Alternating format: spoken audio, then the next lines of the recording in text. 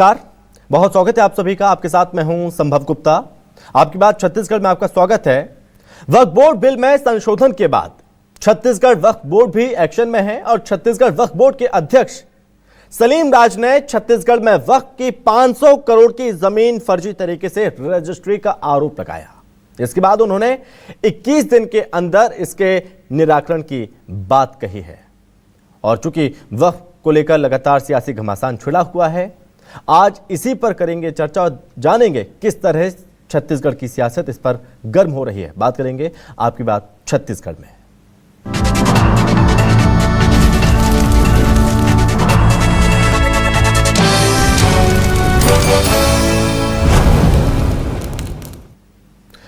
तो डॉक्टर सलीम राज हैं जो कि छत्तीसगढ़ वक्फ बोर्ड के अध्यक्ष हैं। उन्होंने क्या आरोप लगाए हैं, क्या कहना है उनका, सबसे पहले आप वो सुनिए। नहीं, छत्तीसगढ़ राज्य वक्फ बोर्ड ने 400 लोगों को नोटिस दिया है। 400 पूरा प्रदेश के है। उसके बाद मालवीय रोड हलवाई लाइन में करीबन 40 लोगों को नोटिस दिया गया है और कुछ जगह फर्जी रजिस्ट्री हो गई, वो कार्रवाई की जाए। और बात रही सुरक्षा की, तो मैं सुरक्षा नहीं मंगा हूँ। बाकी जो शासन के नियम के तहत कार्रवाई चल रही है, जैसे ही नियम की पूरा हो जाएगा तो कार्रवाई शुरू हो जाएंगी। नहीं, समस्त 400 लोगों को नोटिस दिया गया है, जिसमें 78 लोग रायपुर के हैं, हलवाई लाइन के और मालवीय रोड के। कब्जा तो ठीक है, वो फर्जी रजिस्ट्री हो गई। आप मालिक नहीं थे तो रजिस्ट्री कैसी हो गई, ये दुर्भाग्य है। और इसमें कौन कौन मिली भगत है, उसके ऊपर हम कार्रवाई कर रहे हैं।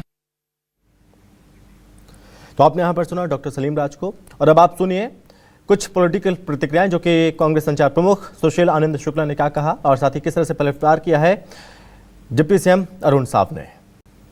टेंडर संस्कृति को अपनाया जाना उचित नहीं होगा। ये कोई व्यक्ति वक्फ की जमीन पे काबिज है तो बाकायदा उसका पहले निरीक्षण करवा लिया जाए, नोटिस दिया जाए। वास्तव में यदि व्यक्ति काबिज है तो किन कारणों से काबिज है, कहीं उसे पट्टा तो नहीं, इन सारी चीज़ों की उसके दस्तावेज की जांच करके उसके बाद बेदखल किया जाना चाहिए। और किसी भी व्यक्ति को अनावश्यक परेशान करने की नीयत से और मीडिया फुटेज की हैसियत से और अपने आला नेताओं को की चाटुकारिता करने की नीयत से कोई कार्रवाई की जाती है तो निश्चित तौर पर निंदनीय है और इसकी निंदा की जाती है। ये संशोधन पहली बार नहीं हुआ है, जिसे कुछ लोग असंवैधानिक बताते हैं। बार बार संशोधन हुआ है, एक और संशोधन हुआ, तो इसमें ये कहां से असंवैधानिक हो जाएगा। और दूसरी बात, आम लोगों के मन में जो विषय चल रहा था कि किसी भी प्रॉपर्टी को वक्फ प्रॉपर्टी डिक्लेयर कर देना, सरकारी संपत्ति को, आदिवासी समाज की संपत्ति को, कई तो पूरा गांव को वक्फ डिक्लेयर कर दिया गया था। जिसकी प्रॉपर्टी वक्फ डिक्लेयर की गई है उसी को साबित करना पड़ेगा कि ये वक्फ प्रॉपर्टी नहीं है। कौन सी वक्फ प्रॉपर्टी है और कौन सी नहीं, जांच का विषय है, जो कि 21 दिन में पूरी हिस्ट्री सामने आएगी। और इस बीच सवाल खड़े हो रहे हैं। आज कौन कौन से सवाल हम पूछ रहे हैं, सबसे पहले उस पर भी नजर डाल लेते हैं। वक्फ बोर्ड पर सियासी घमासान, दिल्ली से रायपुर तक शुरू हुआ संग्राम। साथ ही सवाल यह भी, 500 करोड़ की वक्फ जमीन की फर्जी रजिस्ट्री, 21 दिन में सामने आएगी पूरी हिस्ट्री। विपक्ष ने सरकार की मंशा पर उठाई सवाल, संशोधन बिल पर क्यों मचा है बवाल। और साथ में सवाल यह भी कि छत्तीसगढ़ वक्फ की 500 करोड़ की संपत्ति की तेज हुई जांच, नए बिल के बाद फर्जीवाड़ा करने वालों पर आंच।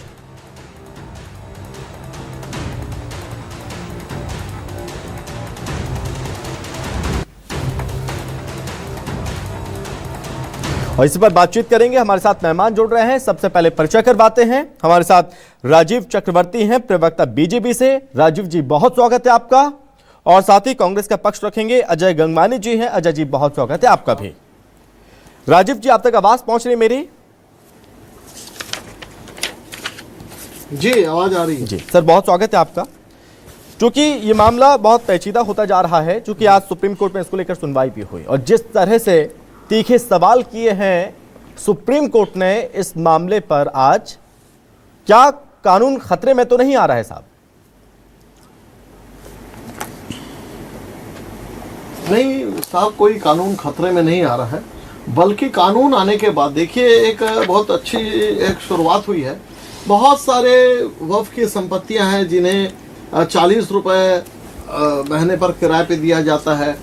किसी दादाजी ने उससे शुरुआत किया था किसी मुअज्जन या जो खादिम होते हैं मस्जिद के या मजार के, उन्होंने उसे बेच दिया जबकि बेचने का अधिकार नहीं था। तो एक कहते हैं ना कि वेरिफिकेशन होना, फिजिकल वेरिफिकेशन होना। तो डॉक्टर सलीम राज जी ने फिजिकल वेरिफिकेशन करवाया है कि कौन सी संपत्ति किसके पास है, क्या वो वक्फ को किराया दे रहे हैं। तो ये सामने आया कि वो वक्फ को किराया नहीं दे रहे हैं, वो तो किसी जो ट्रस्टी थे उन्होंने अपना मुख्तियारनामा करके उसे बेच दिए हैं, जबकि बेचने का कोई अधिकार नहीं है। वक्फ की प्रॉपर्टी बेची नहीं जा सकती है। उसके मेंटेनेंस से मस्जिदों का और जो जितने भी कब्रगाह है या जो दरगाह है उसका या जो सैलरी होती है, जो सैलरी वेजेस होते हैं, ये सारे काम होते हैं। तो डॉक्टर सलीम राज ने जो नए वक्फ कानून के हिसाब से जो उसमें धाराएं हैं, जो उपधाराएं हैं, जो एक्शन है कि ये जमीन, अमुक जमीन कहाँ पर है, कहाँ पर स्थित है, हालिया में उसका किरायानामा कौन सा है, आज भी 1940 के दर पर किराए पर चल रहा है, बड़ी बड़ी कोठियां, बड़े बड़े दुकान। तो साहब, जब सरकार ने कहा है कि वक्फ के संपत्तियों का समायोजन होगा, उसमें जो लोग उसमें हकदार होंगे उसको मिलेगा, जो दिखता ही नहीं है, अदृश्य भी संपत्तियां हैं, संपत्तियां खाते में हैं और संपत्ति गायब हो गई। तो देखिए, ये अगर फिजिकल वेरिफिकेशन चल रहा है और उसमें देखा जा रहा है कि कौन सी संपत्ति किसने बेच दिया, कैसे बेच दिया, बेचने का अधिकार नहीं है, आम मुख्तियार के जरिए किसी जमीन की खरीदी बिक्री कर दी गई, जो पूरी तरह से गैर कानूनी है, तो उसका वेरिफिकेशन हो रहा है। ये कांग्रेस के समय में हुई है, बीते 5 साल में हुई है या पहले से हुई है? नहीं, ये मूलतः कांग्रेस के समय हुई है, बाकी 15 वर्ष संभव जी मैं सहमत नहीं उस बात से। आ रहा हूं आपके पास आ रहा हूं। इनलीगल तरीके से बेच दिया गया है। हाँ। तो ये देखिए किसकी संपत्ति में नहीं हुआ, पूरे वक्फ पर जिस प्रकार से जो गलत काम होता था। हाँ। और सरकार ने संज्ञान लेकर जो वक्फ कानून को बदला है, बात दरअसल ये किसकी सरकार, मेरी सरकार की बात नहीं है। जो वक्फ के कानून में जो शिथिलताएं थी, उसमें कोई वक्फ में जो कोई ट्रस्टी रहता था वो मुख्तियार बनकर उसे बेच दिया। हाँ। मुख्य बात यह है, और वही कानून में धाराएं बदली गई है, जिसको लेकर अभी पश्चिम बंगाल में और बाकी केरला में और बाकी जगह भ्रम फैलाया गया कि वक्फ के संपत्तियों को बेच देगी, बेदखल कर देगी। बात तो वो नहीं है, बात तो यही है कि ये जो फर्जी वाड़ा चल रहा था, उस फर्जी वाड़े की परतें खुलते जा रही है, और परतें खुलने के बाद लोग तिल मिला रहे हैं। तो यहाँ कहीं पे नहीं है कि किसी को उजाड़ कर किसी को बचाया जाएगा। तो देखिए, ये तो अभी शुरुआत हुई है, और मैं उनको क्रांतिकारी अभिनंदन करता हूँ कि एक शुरुआत यहाँ छत्तीसगढ़ से हुई है कि फिजिकल वेरिफिकेशन हो रहा है। ठीक है अजय जी, जब देखिए 2 से 3 बातें महत्वपूर्ण है। अगर आज सबसे पहले अपन चर्चा कर वक्फ बोर्ड पे कर रहे हैं, तो आवश्यक ही पहले वक्फ को समझा जाए। आप ठेका क्यों फोड़ देते हैं, बोलिए। संभव जी, देखिए 2 से 3 बातें महत्वपूर्ण है जिसपे चर्चा करना बहुत आवश्यक है आपके डिबेट में। सबसे महत्वपूर्ण, अगर वक्फ बोर्ड की बात अपन कर रहे हैं, तो वक्फ इस्लामिक कानून क्या कहता है ये समझना सबसे आवश्यक है।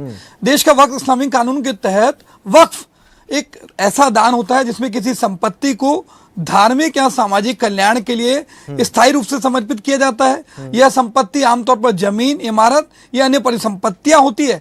सबसे महत्वपूर्ण बात, इन संपत्तियों का स्वामित्व का हस्तांतरण नहीं किया जा सकता। मतलब वक्फ बोर्ड चाहे भी तो किसी की संपत्ति को दूसरे को सौंप नहीं सकता। दूसरी महत्वपूर्ण बात, इस संपत्ति की देखभाल के लिए एक मुतवल्ली या एक ट्रस्टी नियुक्त किया जाता है, जो इसके तहत आय के उद्देश्यों के लिए उसको नियुक्त करता है, और इसके जो आय होती है उसको मस्जिद के लिए, स्कूल के लिए, अस्पताल के लिए, पुल के लिए, कब्रिस्तान, पीने के पानी, मतलब एक अच्छे उद्देश्यों के लिए। ये बातें मैं इसलिए अंडरलाइन कर रहा हूं। सबसे महत्वपूर्ण है, वक्फ बोर्ड की संपत्ति को कोई भी व्यक्ति न बेच सकता है, न खरीद सकता है, न ट्रांसफर कर सकता है। ये भारतीय जनता पार्टी और केंद्र की मोदी सरकार के द्वारा एक संप्रदाय विशेष को खिलाफ जो नफरत और जो उन्माद फैलाने का प्रयास है, ये लोकतंत्र में किसी प्रकार से स्वीकार्य नहीं है। दूसरी सबसे महत्वपूर्ण बात, संभव जी, आपके आज जो चर्चा हो रही है, सुप्रीम कोर्ट में जो आरोप लगा है, जो उसके खिलाफ जो लगाया, उसके आधार क्या है? महत्वपूर्ण बात है कि देश के संविधान का आर्टिकल 14 और 15 ये स्पष्ट रूप से कहता है संभव जी कि धर्म के आधार पर किसी भी व्यक्ति के साथ, किसी भी अल्पसंख्यक के साथ न भेदभाव किया जा सकता है, और उसके खिलाफ अत्याचार को किसी प्रकार से रोकने का जो दायित्व है वो माननीय सुप्रीम कोर्ट का है।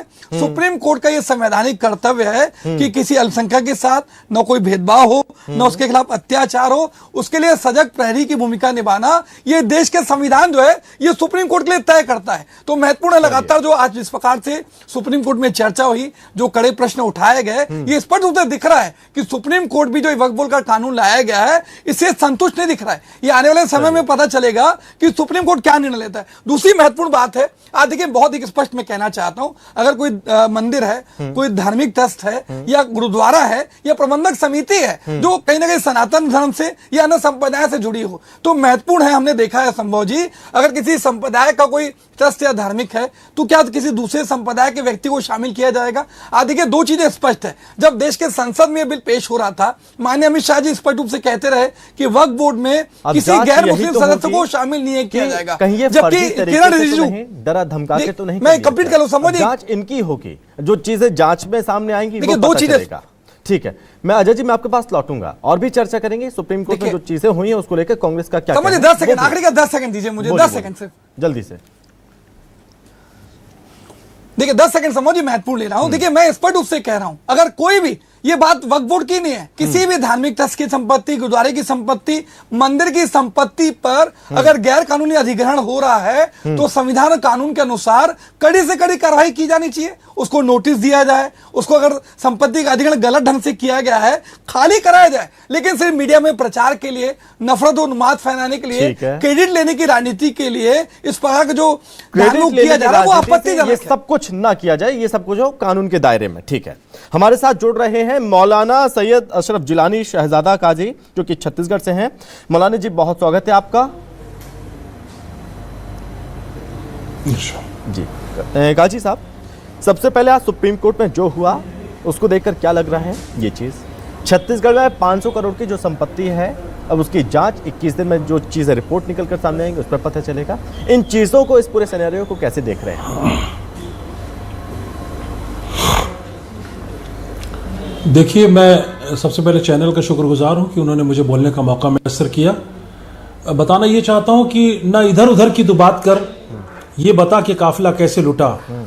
मुझे रहजनों से गरज नहीं, तेरी रहबरी का सवाल है। डॉक्टर सलीम राज साहब का ये कदम बड़ा सराहनीय कदम है। मैं मुबारकबाद पेश करता हूं डॉक्टर साहब की मेहनत और उनकी मशक्कत का। सबसे बड़ी बात है जो मैंने इसके पहले भी और भी बहुत सारे डिबेट में कहा था कि छत्तीसगढ़ राज्य बनने के बाद और उससे कुछ साल पहले तक का ये जो ब्यौरा सामने आया 1500 करोड़ या 500 करोड़ का जो भी ब्यौरा सामने आया 500 करोड़, ये उसी वक्त का मामला है। और मैंने डॉक्टर साहब से ये भी कहा था कि डॉक्टर साहब आप ही की पार्टी का अध्यक्ष 15 साल बैठा हुआ था। हाँ। जिन्होंने 500 से 700 करोड़ की जो भी सामने मामला आया। हाँ। उस पर आज तक कोई कार्रवाई नहीं हुई है। हाँ। और कांग्रेस छत्तीसगढ़ बनने से पहले जब मध्य प्रदेश वक्फ बोर्ड था इस जमाने में, तो उस जमाने में भी कुछ कांग्रेस के 1-2 पदाधिकारी थे जो रायपुरी के हैं, उनका भी मामला सामने आया है। ये हलवाई लेन की जो प्रॉपर्टी है और वो जो मालवीय रोड की जो प्रॉपर्टी है, हाँ। ये उसी वक्त की बेची गई प्रॉपर्टी है। मैं सबसे पहले ये बताना चाहता हूं कि ये एनओसी देने वाला सबसे बड़ा अपराधी है। आपको एनओसी किसने दिया? ये प्रॉपर्टी बिकी तो बिकी कैसे? अच्छा, वाकिफ की भी एनओसी लगती है। जब वाकिफ ने वक्फ कर दिया तो उसकी औलादों को कोई हक नहीं है कि उस प्रॉपर्टी को बेचे। और अगर प्रॉपर्टी को बेच दिया है तो आप पूरा भुगतान उसका भुगतना पड़ेगा, चाहे आपको जेल की सलाखों के पीछे जाना पड़े या कानूनी डंडा चले। हम सब वक्फ बोर्ड के साथ हैं। डॉक्टर साहब का यह कदम बड़ा सराहनीय है कि डॉक्टर साहब ने इतनी बड़ी जुर्रत के साथ ये कदम उठाया और लोगों का मतलब सफेद पोश लोगों का पर्दाफाश किया। मैं शुक्रगुजार हूं डॉक्टर साहब का। फिर से फर्जी तरीके से बेच दिया क्या? उसमें जो चीजें होनी चाहिए, जो चीजें मिलनी चाहिए, वो नहीं मिली। जी, हकीकत में ऐसा हुआ है? फिर बिल्कुल सही। मैंने आपको मैंने इसके पहले भी हर डिबेट में यही कहा है डॉक्टर साहब से। आप डॉक्टर साहब से पूछ सकते हैं कि डॉक्टर साहब आपके पहले जितने भी बने, कांग्रेस के बने थे इसके पहले, जो 15 साल था मामला, वो पूरा धांधली वाला मामला था। उसमें तो कई जमीनें कांग्रेस में बैठने के बाद उसमें कई जमीनों को वापस लाया गया उस जमाने में, लेकिन फिर भी वो पूरी वापस नहीं आ सकी। लेकिन ये मालवीय रोड का जो मसला है और ये जो ये मालवीय रोड का और हलवाई लेन का जो मसला है, ये मध्य प्रदेश वक्फ बोर्ड के जमाने में रायपुर शहर के 1-2 ऐसे मेंबर थे जिन्होंने बेचने में बड़ी मदद की। उनका सरासर पूरा हाथ था। मैं बिल्कुल डॉक्टर साहब के साथ और वक्फ बोर्ड के साथ हूं। मैं नहीं बल्कि पूरी कौम और पूरी मिल्लत है। और वाकिफ ने भी कहीं ना कहीं धांधली की है, जो वक्त किया था, उनकी औलादों ने कहीं ना कहीं धांधली की, एनओसी ली है। एनओसी देने वाला सबसे बड़ा अपराधी है एनओसी नहीं मिलती, वो प्रॉपर्टी नहीं बिकती। मैं तो चाहता हूं कि उनको बेदखल किया जाए प्रॉपर्टी से, उनको उस जगह से बेदखल किया जाए, क्योंकि वाकिफ की मंशा के मुताबिक काम ही नहीं हो रहा है। वक्फ होने के बाद ना बेची जा सकती है, ना खरीदी जा सकती है, ना उसका बंदरबाट किया जा सकता है। मैं बिल्कुल इसके खिलाफ हूं और मेरी शरीयत भी उसके खिलाफ। अजय जी, मंशा के मुताबिक कुछ काम ही नहीं हो रहा था। अजय जी बोलिए। जी देखिए, दो चीजें स्पष्ट है। मैं जिलानी जी का बयान बहुत ध्यान से सुन रहा था, संभव जी। उन्होंने एक चीज को अंडरलाइन किया कि डॉक्टर साहब को उन्होंने स्पष्ट रूप से कहा कि 15 साल तो यह भारतीय जनता पार्टी की सरकार थी। वो स्पष्ट रूप से इस बात को अंडरलाइन कर रहे हैं कि आप ही के वक्फ बोर्ड के अध्यक्ष में एनओसी दी गई, संपत्तियों का ट्रांसफर किया गया। तो जब आपकी सरकार थी और आप ही का वक्फ बोर्ड का अध्यक्ष था, तो तत्कालीन समय कार्रवाई क्यों नहीं की गई? अभी अचानक मीडिया में चर्चा के लिए, क्रेडिट की राजनीति के लिए, नफरत करने के लिए, बांटने और काटने की राजनीति के तहत इस प्रकार की कार्रवाई की जा रही है। दूसरी महत्वपूर्ण बात मैं और कहना चाह रहा हूं, एक बात और मैं अंडरलाइन कर दूं संभव जी आपके चैनल पे। अभी जो वक्फ कमेटी की एक रिपोर्ट आई थी, जिसमें उन्होंने एक बात को अंडरलाइन किया कि न केवल निजी लोगों के द्वारा पूरे देश में जो राज्य सरकारों के द्वारा, केंद्र सरकार के द्वारा जो वक्फ की संपत्तियां हैं, कई जगह बिना किराए के और बहुत जगह 40-40 रुपए, जो आज के समय कोई वैल्यू नहीं रखता, उसकी किराए में वृद्धि नहीं की गई। आज भी बहुत कम अमाउंट पे वक्फ की संपत्तियों को कब्जा किया गया है। अगर सचमुच केंद्र की मोदी सरकार और भारतीय जनता पार्टी इनका भला चाहती थी, तो वो सारे मुख्यमंत्रियों को नोटिस जारी करती कि भैया वक्फ देखिए, वक्फ की जो महत्वपूर्ण बात कह रहा हूँ कि किया गया क्या, मैं कंप्लीट कर लूँ। राजीव, शांति सुनिए। एक 1976 के समय हमारी प्रधानमंत्री इंदिरा गांधी जी ने देश के प्रत्येक मुख्यमंत्री को व्यक्तिगत रूप से पत्र लिखा कि भैया वक्फ की संपत्तियों को या तो खाली कर दीजिए या वर्तमान में जो उचित किराया बनता है उसको दिया जाए और समय समय पे उनके किराए में वृद्धि की जाए। तो इनका सीधा ईमानदारी पूर्वक प्यार दिखता है। दूसरी महत्वपूर्ण बात, एक आखिरी महत्वपूर्ण बात कह रहा हूं, यूपीए सरकार के समय हमारे अल्पसंख्यक मंत्री थे के.आर. रहमान, उन्होंने एक बात कही थी कि वक्फ की संपत्तियों को पब्लिक संपत्ति का दर्जा दिया जाए, ताकि अगर कोई व्यक्ति कब्जा करता है तो पब्लिक संपत्ति के कानून के तहत बिना कानूनी कार्रवाई के तुरंत खाली कराया जा सके। ये सबसे अच्छा कानून था। अगर मोदी सरकार भला चाहती है, इस कानून को लागू करे, देश के प्रत्येक मुख्यमंत्री को सरकार के समय में तो देखिए 15 सालों में एनओसी दी गई है राजीव जी, तब कार्रवाई नहीं हुई। जी नहीं संभव जी, देखिए कानून के ऊपर कानून, फिर कोर्ट में लिटिगेशन, फिर उसके ऊपर मामला, सह आरोपी, आरोपी, ये देखिए कानून का खेल चलता रहा। मैं जो जिलानी साहब कह रहे थे या जो अभी अजय जी ने स्पष्ट रूप से हमारा समर्थन किया, मैं उनको धन्यवाद देता हूं कि 40 रुपए की संपत्ति, माहिम बंबई का जो सबसे पॉश इलाका है, 10,000 स्क्वायर फीट का एक अकेला व्यक्ति कुल 120 रुपए जमा करता है किराया, ब्रिटिश टाइम से आज तक। और उसमें हजारों हमारे अल्पसंख्यक बंधु है जिनकी छोटी छोटी दुकानें बन सकती है, वहां पे ट्रेड सेंटर चला सकते हैं, नहीं करा सकती। क्यों? क्योंकि जो पुराना वक्फ कानून था उसमें इतनी पेचीदगियां थी। नए वक्फ कानून में उन पेचीदगियों को दूर कर दिया गया है। इसीलिए जो असहाय अजय जी, मैं दो अलग चीजों को जोड़ रहे हैं, मेरा निवेदन है, आप बता दीजिएगा अपने समय में। तो ये जितना जो नहीं, आपके बयान को नहीं मोड़ रहा हूँ, आपने बताया ना विसंगतियां थी, तो वो विसंगतियों को अभी नए वक्फ कानून में उसे तोड़ दिया गया है। अब कोई लिटिगेशन नहीं हो सकता। अभी जो फिजिकल वेरिफिकेशन हुआ है, उसी वेरिफिकेशन में कि जो जिनको अधिकार नहीं था उनके पूर्वज के उनके पुत्रों ने जो उसका सौदा कर दिया। प्रश्न का जवाब लीजिए। मैं आपके पास दुकानों को 15 सालों में हवेलियों को बेच वक्फ की संपत्ति का क्यों हो रहा है, कब्जा क्यों किया गया? आपकी की सरकार, आपकी का प्रशासन, आपकी सरकार, आपका वक्फ बोर्ड का अध्यक्ष, क्या अधिकार नहीं है किसी गरीब मुस्लिम बंधु को कि वो भी अपनी दुकान चलाए? एक ही व्यक्ति की दुकान चलते रहेगी सालों साल। ये जो विसंगति थी, इस विसंगति को दूर किया गया। सब कुछ नियम कायदे कानून के साथ हो रहा है, अब तो फिर विरोध क्यों है? मौलाना जी। सर देखिए, मैं आपको बताता चलूं कि इसमें कांग्रेस और बीजेपी दोनों बराबर के गुनहगार हैं। कोई इसमें बरी नहीं है। कोई अपने आप को कोई सफाई ना पेश करे।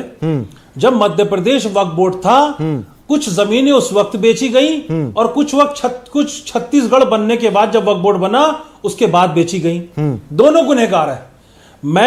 मैं बताना यही चाहता हूं आपको कि दोनों ने एक दूसरे का पर्दाफाश नहीं किया। दोनों ने एक दूसरे के मामले में लिपापोती की। और अब जब वक्फ का डंडा पड़ा सेंट्रल की तरफ से, गवर्नमेंट की तरफ से पड़ा है, तो अब दोनों अपने आप को बरी कर रहे हैं और दोनों एक दूसरे पर आरोप प्रत्यारोप कर रहे हैं। बस। और मैं दूसरी बात ये भी मुझे बता 10 दूं सेकंड सर, दीजिएगा, इसमें जरूरी बात किसी कहना मुतवल्ली चाह रहा का हूं। कोई हाथ नहीं है, हाँ। किसी इमाम का कोई हाथ नहीं है। हाँ। मुतवल्ली सिर्फ मस्जिद का रखरखाव करता है। हाँ। मस्जिद का रखरखाव करता है, मस्जिद में इमामों की तनख्वाह देता है, मस्जिद की बिजली बिल पटाता है, सारे रखरखाव मुतवल्ली के हाथ पे। लेकिन प्रॉपर्टी का जो मसला है, प्रॉपर्टी का मसला सिर्फ दो गुनहगार होते हैं उसमें। या तो वक्फ बोर्ड का अध्यक्ष होता है जो एनओसी देता है, दूसरा होता है जो वाकिफ या वाकिफ के लड़के, यानी जिसने वक्फ किया उसकी औलादें, ये भी एनओसी दे सकती है। ये दोनों गुनहगार हैं सर। इन दोनों के अलावा तीसरा कोई गुनहगार नहीं हो। तीसरा वो जो बीच में अधिकारी, यानी सीईओ की भी बोल सकते ठीक है। हैं, सीईओ अधिकारी वो भी इसमें मिले हुए हैं, ठीक है। सब मिले हुए हैं। अब तो मैं सुनिए, बोलता हूं अजय जी। सबके खिलाफ एफआईआर होना चाहिए, सबको जेल भेजना चाहिए। अजय जी, बराबर के हिस्सेदार हैं सब। देख समझ दोनों बराबर के हिस्सेदार हैं, अभी जो कोई इसमें बड़ी नहीं है। इसमें मुतवल्ली को हटा दीजिए, मुतवल्ली कहीं भी नहीं है। ठीक है, जलाली जी बात आ गई आपकी। ठीक है अजय जी। जी समझ एक बहुत महत्वपूर्ण बात मैं अंडरलाइन करना चाह रहा हूं आपके चैनल पे। आज जब वक्फ बिल पर संसद में चर्चा हो रही थी, माननीय अमित शाह जी स्पष्ट रूप से कहते रहे कि वक्फ बोर्ड में किसी गैर मुस्लिम सदस्य को शामिल नहीं किया जाएगा, जबकि अल्पसंख्यक कल्याण मंत्री किरण रिजिजू जी का उसी दिन का बयान आता है कि वक्फ बोर्ड में गैर मुस्लिम सदस्य की बात इस बिल के ड्राफ्ट में है। तो एक ही दिन में दो अलग अलग व्यक्ति ये दिख रहा है। एक तरफ आप क्यों है, क्या अमित शाह जी झूठ बोल रहे हैं या किरण रिजिजू जी? मुझे बता दीजिए, संसद में लोकतंत्र के मंदिर में एक ही दिन उसी मुद्दे की चर्चा में दो अलग अलग बातें कैसे हो सकती बताइए। मेरे राजीव चक्रवर्ती से मेरा खुला प्रश्न है, आप जो ड्राफ्ट ला रहे हैं, जो वक्फ बोर्ड की बात की जा रही है, क्या उसमें गैर मुस्लिम सदस्य की बात है या नहीं? बहुत सोच समझ के जवाब दीजिए, पहली बात। दूसरी बात मैं स्पष्ट रूप से कहना चाह रहा हूं, आज राम मंदिर का ट्रस्ट बनता है, क्या किसी गैर सनातनी को उस ट्रस्ट में शामिल किया अब जाएगा? आपको बताता हूं आप क्या कैसे गुरुद्वारा उलझन में प्रबंधक हैं। समिति नहीं, नहीं, बनेगी? बिल्कुल, बिल्कुल, क्या मैं जो समझा है रहा हूं। उसके अलावा बिल्कुल, किसी को बिल्कुल। शामिल किया जाएगा? फिरोज ये शाह महत्वपूर्ण है। कोर्ट में भी किसी आप मंदिर, सुन लीजिए। किसी धर्म, कंप्लीट करो राजीव जी, हाँ। किसी मंदिर, किसी धर्म या ट्रस्ट, ये बहुत महत्वपूर्ण है संभव जी, कि किसी संप्रदाय विशेष का अगर कोई ट्रस्ट है तो ये बहुत उनका नैतिक अधिकार है, ये संवैधानिक अधिकार है बिल्कुल, कि उस मैं समझा रहा संप्रदाय हूं के आपको। व्यक्ति को शामिल किया जाए। बहुत अच्छा ये प्रश्न स्पष्ट रूप किया से है। कह रहे नहीं, मैं हैं बता कि रहा हूं वक्फ बोर्ड कैसे। में क्यों गैर मुस्लिम सदस्यों को शामिल करने के लिए बातें किए जा रहे हैं, क्यों आर्टिकल 14-15 का विरोध किया जा रहा है? क्या सुप्रीम कोर्ट के कड़े प्रश्न इस बात का प्रमाण नहीं है कि वक्फ में जो है असंवैधानिक है, मैदान है, संविधान अजय के जी, एक खिलाफ है? इस बात को स्वीकार बोलिए, करेगा राजीव जी बोलिए। अरे में तो दिखाइए। मैं बता देता हूँ वो टेक्निकल चीज है संभव जी। हाँ। फिरोज शाह कोटला मैदान और कलकत्ता का ईडन गार्डन वक्फ की संपत्ति है। अब उसमें अगर क्रिकेट काउंसिल उसको अधिग्रहण करके रखी है, जो भी समय समय पर होता है, वक्फ के साथ उनका किरायानामा है, जो भी हो टेक्निकल चीजें हैं। अब मान लीजिए क्रिकेट काउंसिल उसमें मैच करवाती है या फीफा उसमें मैच करवाती है, तो उसमें फीफा में या फुटबॉल काउंसिल में तो तमाम धर्म के लोग रहते हैं। उस चीज को किरण रिजिजू ने कहा, जो संपत्तियों का बंटवारा होगा, संभव जो जी बहुत गलत उदाहरण दे रहे हैं। उसमें जो बहुत गलत मान उदाहरण लीजिए दे रहे हैं। यूनिवर्सिटी है, क्या अब मैचेस अलीगढ़ होंगी तो यूनिवर्सिटी वक्फ की कमेटी है, को कोई अलीगढ़ पैसा नहीं यूनिवर्सिटी देंगे? में जो अगर मान वर्तमान जो लीजिए बाजार उसमें का सभी मूल्य धर्म वो के नहीं लोग देना पढ़ते हैं, चाहिए, उसमें हिंदू ये भी दोहरा पढ़ते चरित्र हैं, क्यों? मुस्लिम बंधु भी ये पढ़ते बांटने और काटने हैं। की अब वो राजनीति एजुकेशन से क्यों? रिलेटेड नफरत चीज में है, हिंसा फैलाने क्या उस का क्यों? एजुकेशन में हर ये धर्म हिंदू के लोग नहीं मुस्लिम का रहेंगे? जो है और difference बनारस किया हिंदू जा रहा है। विश्वविद्यालय में क्या देश का मुस्लिम संविधान भी का पढ़ते हैं, आर्टिकल हिंदू भी 14 और पढ़ते हैं। 15 नहीं, अजय जी आप इसको डाइवर्ट कह रहे कर रहे हैं संभव जी। हैं। नहीं, अजय जी आप डाइवर्ट कर रहे हैं, आप समझ ही नहीं पा रहे हैं। आप बहुत विद्वान है, मैं मानता हूं, आप समझ ही नहीं पा रहे हैं। जब कोई पब्लिक इंटरेस्ट का जो कोई प्रॉपर्टी रहती है, जिसमें पुस्तकालय है, हॉस्पिटल है या एजुकेशन सोसाइटी है, अब मैदान है, रायपुर में बहुत बड़ा मैदान है सेंट पॉल चर्च के पास, उस अरे तो मैदान में वाजिब हर क्या कोई है तो खेलता है। दीजिए। अब उस मैदान में तो सारे संभव जी कमेटी मैं के एक ही लोग बात रहते हैं। अंडरलाइन कर रहा नहीं, हूं कि सरकार अच्छी कदम जो उठा रही है तो मार्केट रेट से भुगतान करे ना, क्यों ना करे? मुझे बिल्कुल, बताइए, बिल्कुल करेगी, क्या वक्फ बोर्ड की बिल्कुल संपत्ति करेगी। को वक्फ सही बोर्ड किराया के देना संपत्तियों ये सरकार का का दायित्व नहीं है? 90% क्या उपयोग केंद्र की मोदी सरकार का अल्पसंख्यक दायित्व बंधुओं नहीं के लिए है? होगा। एक तरफ वक्फ बोर्ड की संपत्ति की रक्षा की अल्पसंख्यक बात बंधुओं करते के लिए हैं, होगा, दूसरी तरफ लेकिन कम जो किराया पब्लिक देने की डोमेन बात की कर चीजें रहे हैं। हैं, आप जो सचमुच बना पब्लिक चाहते इंटरेस्ट की चीजें हैं हैं, तो सारे उसका मुख्यमंत्री को उपयोग पत्र सारे लिखिए, लोग करते हैं। राज्य सरकार जो अधिकारी उसका करके रखा उपयोग सारे खाली लोग करते करिए। हैं। ये तो निजी लोगों पे इसीलिए आरोप लगाना कहां कांग्रेस तक को उचित समझ है? लेना क्या चाहिए, सरकार को जो अधिकार है मुर्शिदाबाद कि में वक्फ की नफरत फैला संपत्ति रही है का कांग्रेस दुरुपयोग पार्टी, करे, कम किराए जो पे पश्चिम वसूला बंगाल जाए? में, ये जो बहुत महत्वपूर्ण केरला है। मौलाना ये जी, दोहरा मौलाना जी चरित्र को क्यों सुन है? लेते हैं अब। मौलाना जी बोलिए आप, क्या होगा? क्योंकि अब जो फर्जीवाड़ा हुआ है, जांच होगी, और जांच की आज कहां तक पहुंचेगी? तक नहीं पहुंच पाएंगे। हाँ। हमारा मामला ठंडे बस्ते में चले जाएगा सर। हाँ, तो कैसा होना चाहिए, क्या होना चाहिए साहब? सर मेरे कहने का मतलब यह है सर, जो डॉक्टर सलीम राज साहब ने हंटर चलाया है, हाँ, जो बेचने वालों पर और खरीदने वालों पर, जैसे छोटी सी मिसाल मेरे को जो जैसा मुझको खबर है कि रायपुर शहर के मालवीय रोड में A1 बेकरी, ये भी वक्फ की प्रॉपर्टी है और उसके कागज उन्होंने बना लिया है और रजिस्ट्री कहां से की है ये मुझे बिल्कुल नहीं मालूम।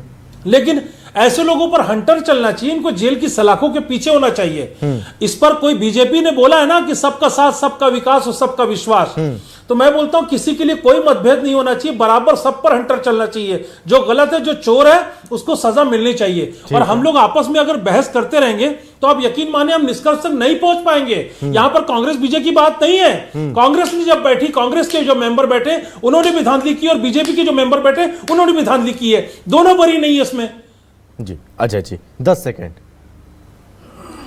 समझिए 10 सेकंड एक जरूरी चीज मैं कह रहा हूं। मैं तो स्पष्ट रूप से कह रहा हूं, बात वक्फ बोर्ड की संपत्ति की नहीं है। किसी भी मंदिर की संपत्ति, ट्रस्ट की संपत्ति, किसी भी संप्रदाय की धार्मिक संस्था से जुड़ी संपत्ति का कोई अवैध कब्जा करता है तो कड़ी से कड़ी कार्रवाई की नहीं कांग्रेस वही तो वक्फ बोर्ड में, वही तो लेकिन नहीं मीडिया होता वाले रहा। वक्फ बोर्ड में साहब, अजय जी ये तो यही चीज़ केंद्र है की कि रणनीति अभी है। तक कब्जा हुआ लेकिन कार्रवाई नहीं होती थी। अब कार्रवाई विरोध होगी क्यों कर तो रहे हैं? पता चलेगा किसने कब्जा किया, कब से किया, उसके बीच में कौन कौन है, कौन दलाल था, सब पता चलेगा। अब संभव जी मैं तो स्पष्ट रूप से कह रहा हूं, 15 साल आपकी सरकार थी, आपकी सरकार, आपका प्रशासन, आपकी पुलिस। अरे 5 साल वक्फ आपकी बोर्ड भी का सरकार रही है अध्यक्ष यहाँ राजीव जी ने पे। बहुत अच्छी जगह अंडरलाइन की। नहीं, आप 15 साल को घेरते रहे, ऊपर से 5 साल को ना देगा तो ऐसा नहीं चलेगा। आपकी 5 साल सरकार रही, आपने क्या किया? क्या आपने जांच करवाई? क्या देखिए अभी जिनका नाम आ रहा है, मैं स्पष्ट रूप से कहना चाह रहा हूं कि जिन जिन लोगों का नाम अंडरलाइन किया जा रहा है उसका कहीं ना कहीं कनेक्शन भारतीय जनता पार्टी से जुड़ा हुआ है, इसलिए तो विरोध हो रहा है। सारे जो भारतीय जनता पार्टी के नेता कब्जे करके रखे हैं, जो विचारधारा से जुड़े लोग हैं, क्या बिना राजनीतिक संरक्षण के, क्या बिना प्रशासनिक मदद के हो सकता है? तफ्तीश करवाई क्या? मैं बताना चाहता हूं हाँ। कि कांग्रेस के बैठने के बाद सर 3 साल के बाद तो अध्यक्ष बैठाया गया। कांग्रेस पार्टी के बैठने के बाद 3 साल के बाद तो अध्यक्ष बैठाया गया। जब बैठेगा तब तो वो कार्रवाई करवाएगा। हाँ। आप किसी ने बैठने नहीं दिया, पहले एक बात वो सब जानते थे उसके पहले। जिलानी जी ने बात कही थोड़ी देर पहले, कांग्रेस के समय बहुत सारी प्रॉपर्टी वापिस आई। कौन सी प्रॉपर्टी वापस आई साहब? अजय जी काजी जी आपको मैं बात अंडरलाइन कराना चाह रहा हूं। वापस आई संभव जी जिलानी जी ने बैठे। हाँ। सलाम रिजवी साहब, हाँ, ये वही मैं कह रहा हूं, ये जिलानी जी ने स्पष्ट रूप से कहा। संभव जी हाँ। मैं बिल्कुल जानता हूं कि मैं देखिए और कई प्रॉपर्टी संभव जी मैं इसी जात को संभव जी ऑब्जर्वर टीम बनाकर। ठीक है राजीव जी, मैं राजीव जी के पास जा रहा हूँ। राजीव जी फाइनल कमेंट बोलिए। संभव जी मैं कंप्लीट कर लूं, 10 सेकंड ले रहा हूं। जिलानी जी के बाद को अंडरलाइन करना चाह रहा हूं। कानून में कि जिलानी जी खुद कह रहे हैं आप कि कंप्लीट 5 सालों में बहुत सारी प्रॉपर्टी वापस आई, हमारे प्रयासों का नतीजा था। देखिए संभव जी, ये जो नया वक्फ बिल आया है, इन्हीं चीजों का मसला जो हल होना चाहिए वो मसला हल हो रहा है, जिसको लेकर कांग्रेस पार्टी के पेट में बहुत दर्द हो रहा है। दरअसल ये दवा दी गई है कि वक्फ की प्रॉपर्टियों का बेजा इस्तेमाल ना हो, वक्फ के प्रॉपर्टियों का मस्जिद और दरगाह और तमाम जो सामाजिक कार्य है उसमें इस्तेमाल हो, तमाम तरह के सामाजिक समरसता हो। क्या गैर मुस्लिम सदस्यों को शामिल करना उचित है? मुस्लिम और मुस्लिम की बात बोलिए राजीव जी, आप तो साम्प्रदायिकता की बात कर रहे हैं। संभव जी एक प्रश्न का जवाब दीजिए। क्या बिल्कुल बोर्ड में गैर मुस्लिम को शामिल करने के समर्थन में एक शब्द बोल दीजिए, हाँ या ना? सारे के सारे उसमें क्या सनातनी धार्मिक ट्रस्ट में क्या मुस्लिम को शामिल किया जाएगा? क्या जहां पर पब्लिक इंटरेस्ट की बात क्या जिस संप्रदाय का सारे संप्रदाय एक छोटा सा सवाल अजय जी आपसे, उनको शामिल करने का प्रयास किया। इन चीजों से हटके जो सुप्रीम कोर्ट में सुनवाई चल रही है, चूंकि कल भी सुनवाई होगी, क्या लग रहा है क्या हो सकता है? जी देखिए मैं स्पष्ट कह रहा हूं, मैं आपको सबसे स्पष्ट मैंने कहा हाँ। कि देश के किसी व्यक्ति के संवैधानिक अधिकार का अल्पसंख्यकों के साथ कब भेदभाव ना हो, उनके साथ अत्याचार ना हो, ये सबसे बड़ा रक्षक जो है ये देश का संविधान सुप्रीम कोर्ट को बनाता है। सुप्रीम कोर्ट सारे मुद्दों पे, सारे तथ्यों पे, सारे पहलुओं पर चर्चा करके ये सही निर्णय लिया जाएगा। और देखिए जो वक्फ बोर्ड का, ये मेरे मित्र इस बात को चैनल पे स्वीकार नहीं करे संभव जी, ये जो बिल है पूरी तरह से जो है एक संप्रदाय विशेष के साथ भेदभाव कर रहा है, उसके खिलाफ अत्याचार कर रहा है। मौलाना जी ने इस बिल का, इस कानून का कोई विरोध नहीं किया। मौलाना जी हमारे साथ बैठे, उन्होंने कोई विरोध नहीं किया इस बिल का, वो पूरे समर्थन में इसके। मौलाना जी नहीं मैंने विरोध किया। देखिए ये हमारे मजहबी आजादी के खिलाफ बिल है, यह हमारे हुकूक की आजादी के खिलाफ बिल है, यह हमारे संविधान का वायलेंस है सरासर। मैंने इसका विरोध किया, लेकिन एक तरफ से यह अच्छा हुआ कि जो अध्यक्ष बैठ रहे थे वो आते थे बाइक में और जाते थे कार में, अब ये बंद हो जाएगा। दूसरी बात, वाकिफ की मंशा के मुताबिक काम होगा। तीसरी बात ये कि जो कब्जे में, सुनिए, ठीक है, मैं इस बिल को तब मानूंगा जब आप तो अंबानी जी का एंटीला खाली करवा के रहेंगे। अंबानी जी का जो एंटीला है वो वक्त की जमीन पर है, उसको खाली करवा दीजिए, मैं इस बिल को मान लेता हूं। फिलहाल मुकदमा चल रहा है, ठीक है सर, बहुत समय की कमी है, बहुत अच्छा प्रश्न उठाया। समय की कमी, यही रोकना चाहूंगा। मौलाना जी बहुत धन्यवाद, अजय जी धन्यवाद, और राजीव जी आपका बहुत धन्यवाद इस चर्चा में भाग लेने के लिए। फिलहाल इस चर्चा में बस इतना ही, नमस्कार।